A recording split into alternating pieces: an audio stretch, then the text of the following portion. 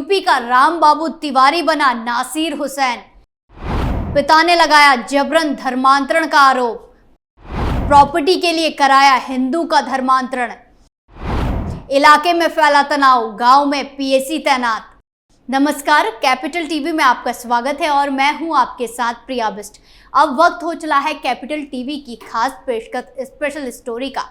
Corona काल के समय विवाद और चर्चा का केंद्र बनी तबलीगी जमात पर अब धर्मांतरण कराने का आरोप लगा है, जहां यूपी के बांदा में ब्राह्मण जाति के एक युवक को बरगलाकर धर्म परिवर्तन कराने का मामला सामने आया।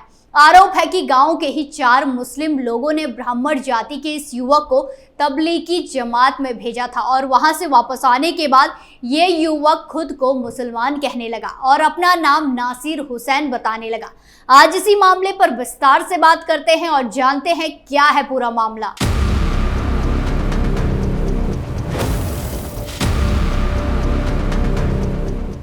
उत्तर प्रदेश के बांदा जिले में अधेड़ उम्र के एक हिंदू व्यक्ति के धर्मांतरण का मामला सामने आया।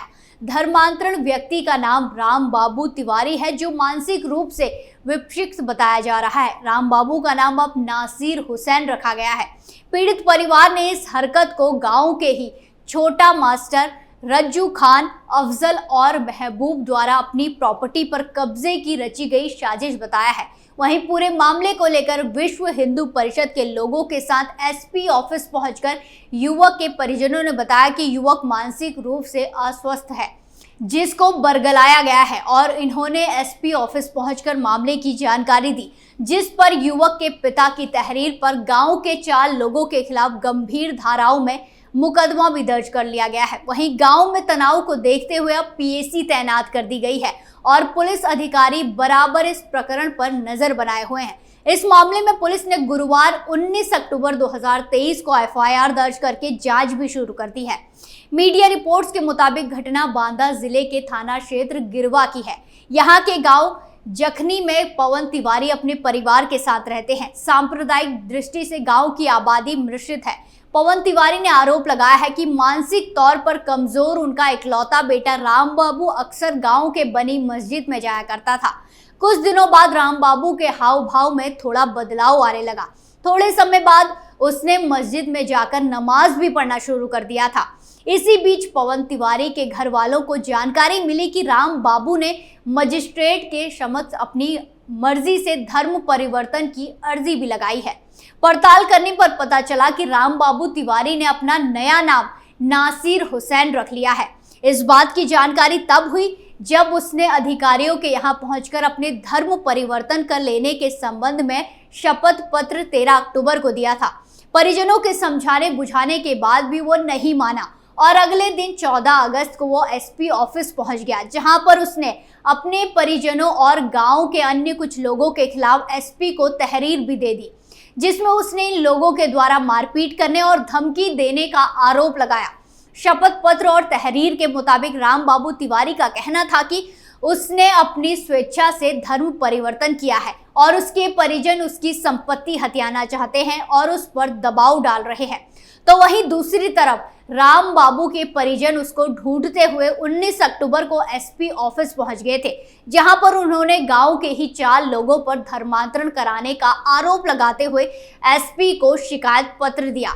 इनका कहना था कि राम बाबू तिवारी की विगत 1 महीने से तबीयत खराब है, जिसका वो इलाज करा रहे हैं और इसी दौरान गांव के छोटा मास्टर महबूब खान, रज्जू खान और अफजल ने उसको बहला फुसलाकर कुछ दिनों के लिए तबलीगी जमात में भिजवा दिया और वहां से लौट के आने के बाद उसका मानसिक संतुलन पूरी तरह से खराब हो गया था। इसके जिम्मेदार गांव के उक्त मुस्लिम लोग हैं। पीड़ित पिता के मुताबिक उनकी सड़क के किनारे करोड़ों की कीमत की लगभग 40 बीघा जमीन है। इस जमीन पर गांव के मुस्लिम लोगों की नजर बनी हुई है। इसी जमीन को हड़पने के लिए आरोपियों ने उनके इकलौते बेटे राम बाबू को निशाना बना लिया। पीड़ित पिता को आशंका है कि उनके बेटे का निकाह किसी मुस्लिम लड़की से करवाकर जमीन उसके नाम करवाने की साजिश रची जा रही है। इस मामले में विश्व हिंदू परिषद के पदाधिकारी चंद्र मोहन बेदी ने भी पुलिस से आरोपियों पर कड़ी कार्रवाई की मांग भी की है। उन्होंने बताया कि नासिर बना राम बाबू पहले जुए में 50 लाख रुपए भी हार चुका है। साथ ही उन्होंने दावा किया कि वो जमातियों के साथ 40 दिनों की यात्रा पर भी गया था। बकौल चंद्र मोहन राम बाबू को पुलिस ने खोज लिया है और फिलहाल वो सुरक्षा के मद्देनजर थाने में है। उनका दावा है कि राम बाबू अभी तक खुद को मुस्लिम ही बता रहा है, जिसके बाद पीड़ित पिता की तहरीर पर पुलिस ने धर्मांतरण के आरोपी उक्त सभी लोगों के खिलाफ कई धाराओं में मुकदमा दर्ज कराया है। गांव में तनाव की स्थिति के मद्देनजर पीएसी भी तैनात की गई है और पुलिस के अधिकारी गांव में लगातार मॉनिटरिंग भी कर रहे हैं। वहीं इससे पहले 20 अक्टूबर 2023 को धर्मांतरण के दबाव में आकर एक नाबालिग लड़की ने फांसी लगा ली थी, जहां उत्तर प्रदेश के सीतापुर जिले में एक नाबालिग हिंदू लड़की ने आत्महत्या कर ली। मृतका के पिता ने अदनान आफ्ताब अब्दुल कय्यूम के साथ साथ अनु सिंह नाम की एक लड़की पर अपनी बेटी को आत्महत्या के लिए मजबूर करने का आरोप लगाया था। वहीं पुलिस ने इस मामले में एफआईआर दर्ज करके तीनों आरोपियों को हिरासत में ले लिया है।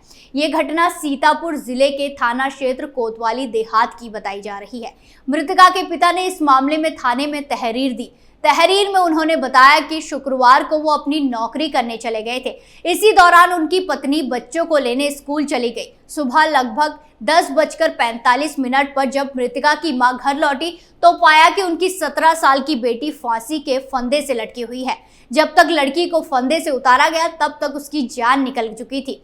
शिकायत में मृतका के पिता का आरोप है कि उनकी नाबालिग बेटी को लंबे समय से अदनान आफ्ताब अब्दुल कय्यूम के साथ अनु नाम की लड़की परेशान कर रहे थे। इन सभी ने मिलकर पीड़िता पर कई बार इस्लामी धर्मांतरण का दबाव दिया, जिससे वो अक्सर मानसिक तनाव में रहती थी। पीड़ित परिवार की तरफ से अदनान और कय्यूम पर 14 अगस्त 2023 को छेड़खानी की एफआईआर भी दर्ज कराई थी। तब दोनों आरोपियों ने स्कूल से लौट रही पीड़िता से छेड़खानी की थी। वहीं इस मामले में दोनों की गिरफ्तारी और कानूनी कार्रवाई भी हुई थी। पीड़िता के पिता ने आगे बताया कि उनके द्वारा दर्ज कराई गई एफआईआर में दोनों आरोपी जेल चले गए थे। कुछ दिनों बाद दोनों जेल से छूट कर आए तो वो लड़की पर केस में समझौता करने का दबाव बनाने लगे। जब लड़की ने साफ इनकार किया तो उसकी एडिटेड फोटो वीडियो वायरल करने की धमकी देने लगे।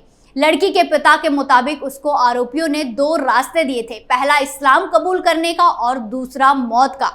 इससे पहले भी 2 मामले हाल ही में सामने आए थे। पहला मामला फिरोजाबाद का था, जहां साजिद कुरैशी पर एक तलाकशुदा महिला के धर्मांतरण की साजिश का आरोप लगा। तो दूसरे मामले की बात करें तो ये मामला आगरा से सामने आया। यहाँ पंजाब की एक नाबालिग किशोरी को साहिल नाम के युवक के साथ पकड़ा गया था।